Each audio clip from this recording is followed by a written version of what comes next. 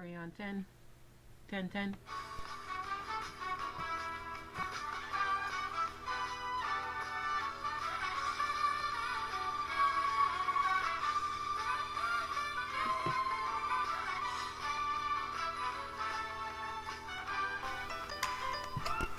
Hello, and thank you for tuning into No Fear OC Network's new series titled #BanHate, where we collectively come together to talk about a list of discussion topics happening in our Orange County, California community.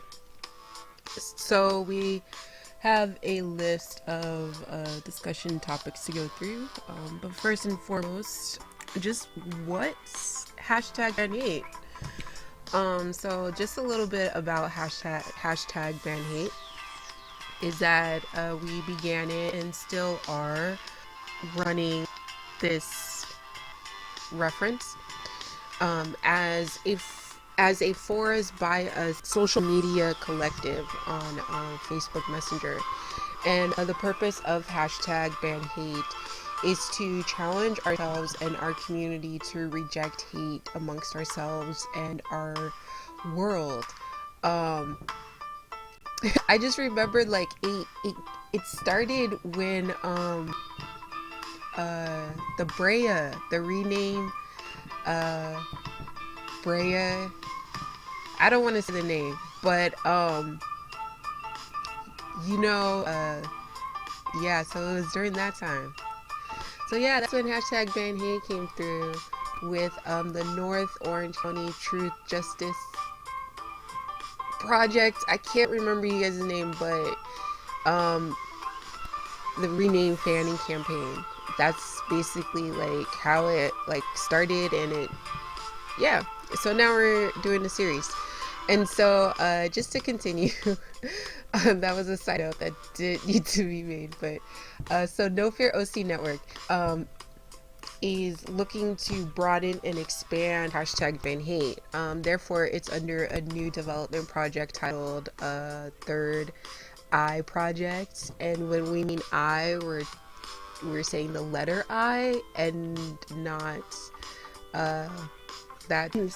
our body, but you can totally think that way. We definitely support that.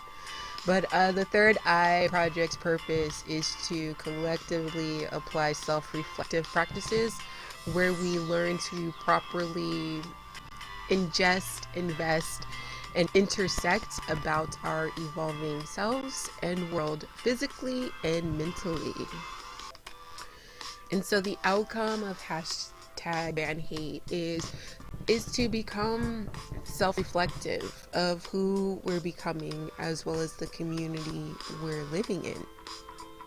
And the plan is to begin critiquing and analyzing our county and city meetings and how it's being shaped through our elected government officials. So just please tune in daily while we begin to discuss and inform about county and city meetings, events, and Orange County, California news. And just a disclaimer to just please note, we're not professionals, just community residents collectively coming together, analyzing and critiquing our present and current world. And so just with that being said, No Fear OC Network is an Orange County, California, community-based multimedia educational production network of challenging ourselves and others with our motto, with a motto being to see us as we see you and to hear us as we hear you. To basically, in a nutshell, like, don't judge me don't judge us by like what we look like, you know. It's like how we grew up in back in the day, you know, don't judge a book by its cover. And for that where we say, you know, no fear in health, no fear in education, and no fear in public service, in which we critically examine, dismantle, and help to overcome our social, economic, and intellectual barriers of fear, which we define as false evidence appearing real within our communities in order to rebuild a more nurturing and sustainable tomorrow. So please note, we're nonpartisan and not-for-profit collective. We just analyze. We don't promote political parties, just local community events, issues, and news. And so let's kind of take a pause for a bit.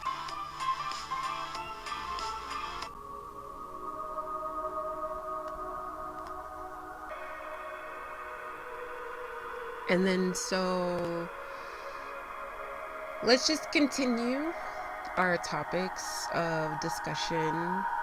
I don't know if we've already said something about this, but just the Third Eye Project, purpose is to collectively apply self-reflective practices where we learn to properly, these are where the eyes come in, so to ingest physically and mentally, and that connects with No Fear OC Network's mission, where we say no fear in health, physically and mentally, and where we invest physically and mentally, and that also coincides with No Fear OC Network's education,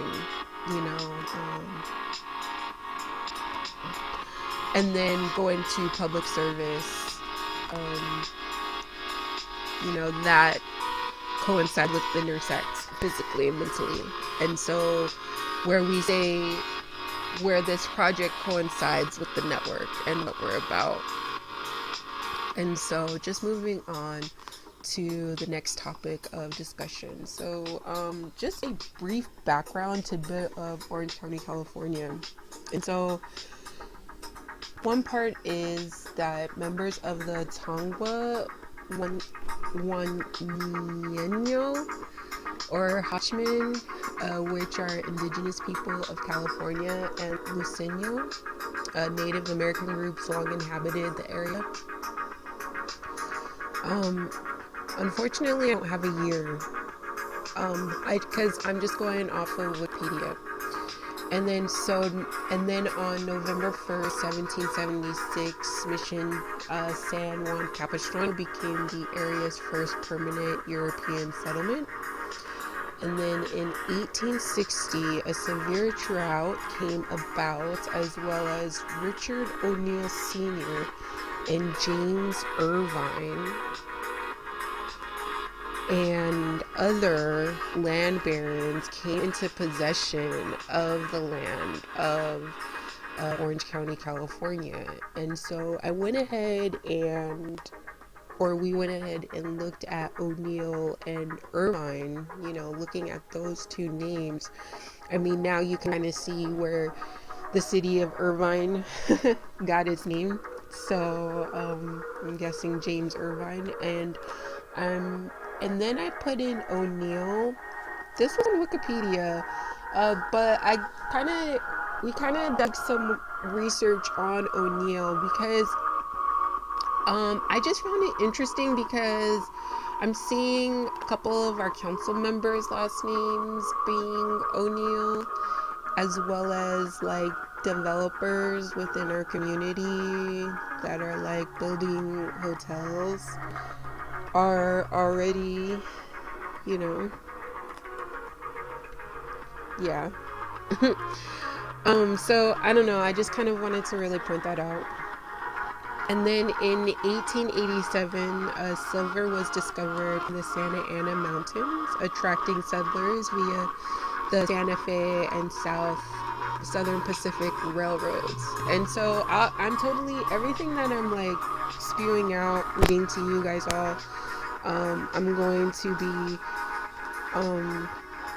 putting it like in the transcript, in the description box for you to like see where I got this information. And then Orange County has 34 cities, with Aliso Viejo being its latest city to be incorporated in the county on July 1st, 2001. It's interesting that Aliso Viejo became incorporated in 2001. Just kind of looking a little bit about their backstory of how it came about. Um, it's just interesting to know the importance of the topic, for today, of our city council members as well as our board of supervisors. And, we keep kind of wanting change or asking for change or seeking for change, or you're seeing change, but apologies. So just kind of looking at Aliso Viejo and just how it got, just kind of knowing the importance of the topic of discussion today. And then Orange County has roughly 3 million residents living in its county. And then also Santa Ana being its county seat, which means it's the government / capital city, which is roughly where and why you see our government county officials or our local government county officials, as well as I guess like news stations. They meet and congregate there. So the city of Santa Ana is like our capital city of Sacramento, to give a comparison / relation of city and county seat. So we can find this all, on Wikipedia and stuff like that. And so the next topic of discussion is just like, who are the Orange County Board of Supervisors? Who are our city council members? What are their duties? And why are they important? And just to really sum up, like, Board of Supervisors and city council members are important because there are direct elected officials living amongst us. Like, literally, they are. And sometimes we kind of think that our vote doesn't really matter on that national level, but on the local level, you can really implement change. There can really be change there if you choose to, because I've been that person where it's like, oh, does my vote really matter, or what does a vote really do, but as you look more of who our government officials are and seeing the powers that they have, and the duties that they have, they're like your next door neighbor. And so it's just like we, the people, citizens of Orange County, California, voted our local government officials into directly into these offices, directly representing us as a county, city, and community. And so just to briefly describe where and how our vote actually and really matters, just who are the Board of Supervisors and what are the duties. And so if you go on the www.ocgov.com /gov/B as in boy OS / and I'll show you the link to it too, but the Board of Supervisors oversees the management of county government and many special districts, and the board's legislative, which makes laws, and executive activities, meaning they have the power to put plans and actions or laws into effect, are conducted at public meetings with certain personnel and legal matters discussed in closed sessions. And so, just to really sum up, the Board of Supervisors, they're there to make laws and to and they have the power to have their duties is to make laws and to implement plans and actions, as well as laws that are putting them into effect. So if you're seeing like now new ordinances, which are laws, or just why our community is changing or evolving, or even why is history repeating itself, this is one reason of, the Board of Supervisors.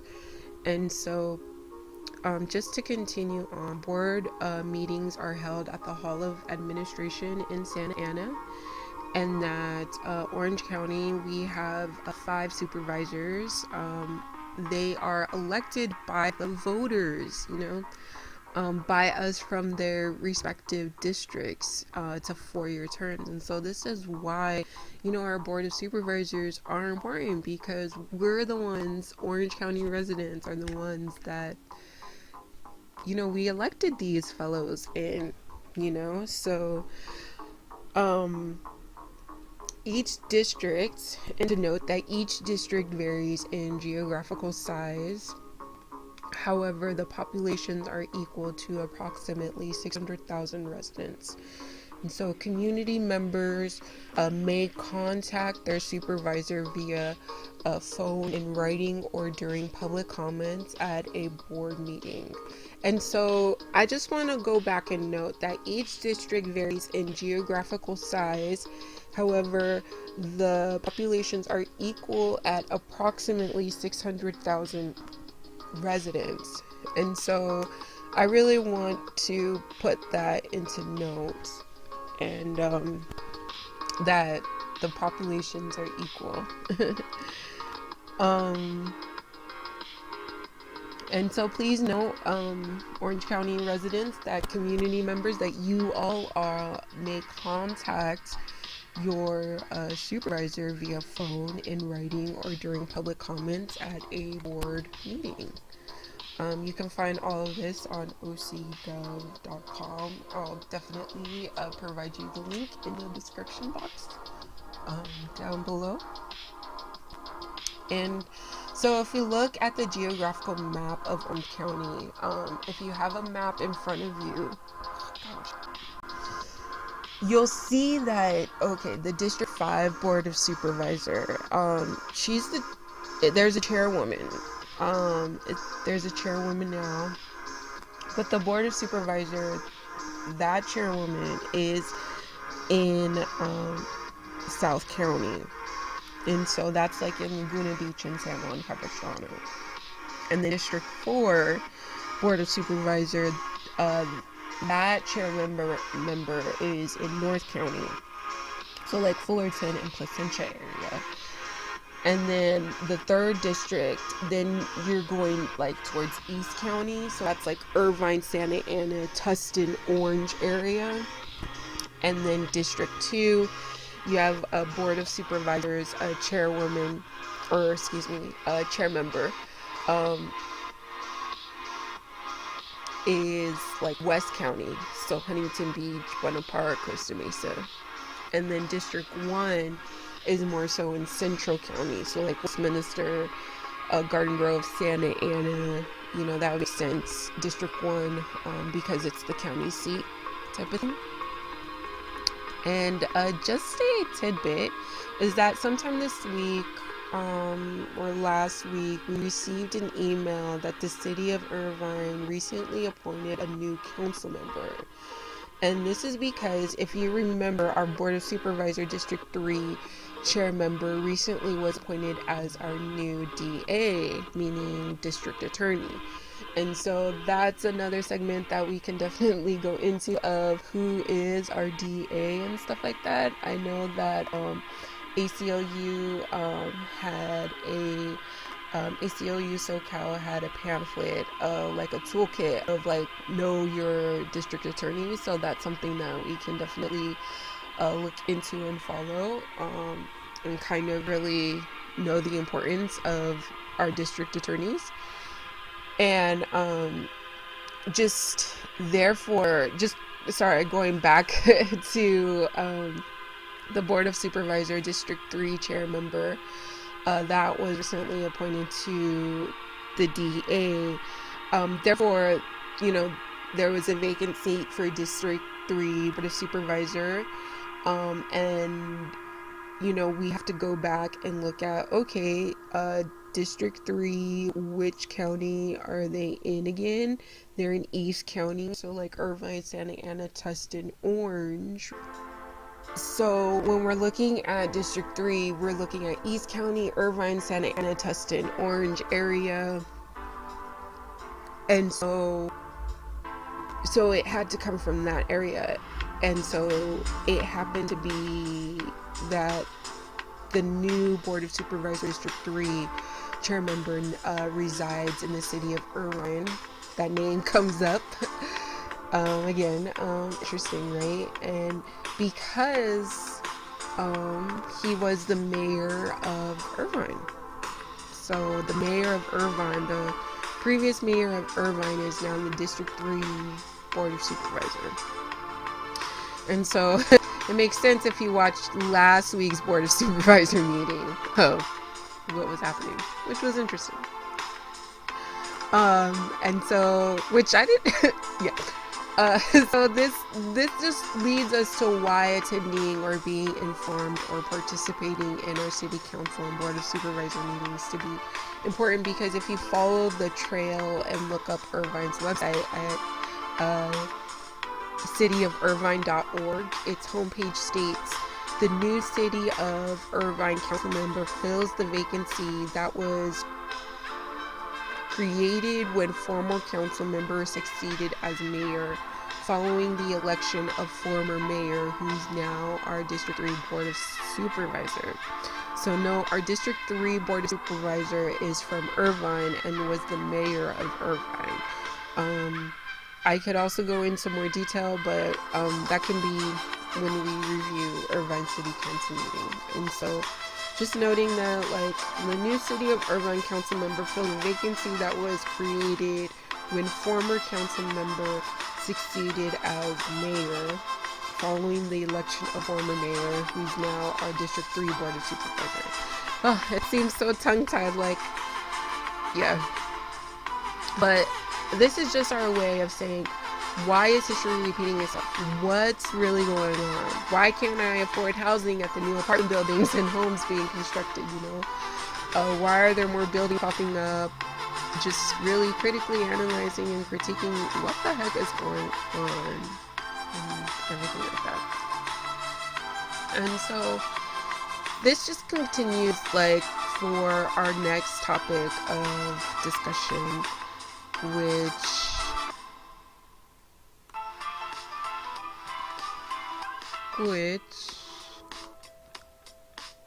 I feel that okay, so which I feel that our next topic of discussion. So what's city council, right? Who are our city council members? What are their duties? Why are city council members important? And yeah, so just a city council is a legislative body that governs a city. The last thing that we kind of look at, or almost second, is what city council? Who are the Orange County City Council members, and what are city council members' duties, and why are city council members important? Why are they important? And so a city council is the legislative body that governs a city. Remember, legislative means that they make laws. So they have the power to make laws, like I said. The council is the legislative policy making branch of city government.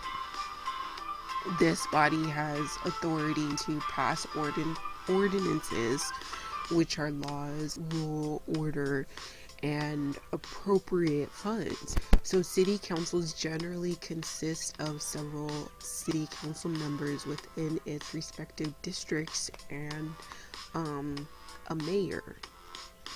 They are the chief legislative bodies of municipalities of American city government since colonial era. And so the city council and board of supervisor meetings, as well as other city board and commissions, are important for county and city residents to attend due to the Ralph M. Brown Act, also known as the Brown Act, which is a law to guarantee the public's right to attend and participate in meetings.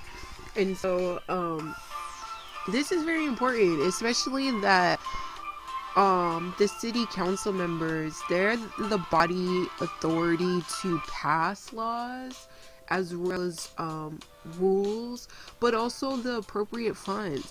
To sum everything up, just last topic of discussion is just some announcements. And so just upcoming county and city meetings for the week of Sunday, May 19th through Saturday, May 25th, 2019. We have Aliso Viejo, we got Board of Supervisors, Huntington Beach, La Habra, Los Alamitos, Dana Point, Fountain Valley. I'm kind of unsure about Fullerton, so let us know if you enjoyed what you heard in this segment.